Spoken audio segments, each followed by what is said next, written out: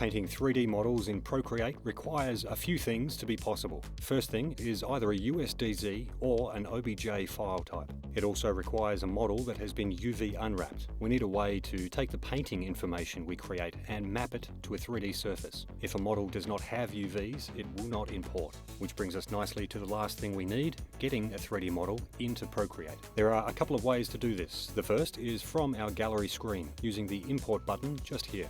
Now, we're currently browsing inside on my iPad, where we've made a folder called 3D Models. Now, inside here we have both a USDZ, which has all of its textures self-contained, and a folder containing an OBJ, all of the associated textures, and importantly, the model's material template library file, or .mtl. Now, because our USDZ is all packed up neatly in one place, let's start there. Just tap from here to import. Depending on the model complexity and the texture size, this import time can vary. And here is our USDZ, which is now a Procreate file. Now, just because we can, let's export this as an OBJ. We can do that from Actions and Share. When working in 3D, at the top here, we have the different file types we can export.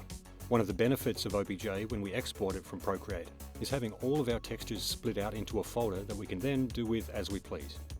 We'll export this back to the same 3D Models folder that we brought it in from. Let's open Files in Split View for this next bit. Now then, importing OBJ.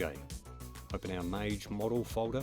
From here inside Files, if we tap on an OBJ, we don't get a direct preview, but we can use the Share button here and then choose Procreate from the list. Alternatively, we can just drag and drop the OBJ or USDZ from Files directly into Procreate. We'll see when we open this now that he's a little bare. All of his textures were not included in the import. And this would have been the case had we used the Import from Gallery method from earlier. To import those textures and the .mtl and the OBJ together, we need to step back out of this folder and then drag and drop the folder itself into Procreate. Now, it's worth a mention that although normal maps and ambient occlusion maps are not editable, if they're part of your model, they will be imported and viewable inside of Procreate, as you can see here.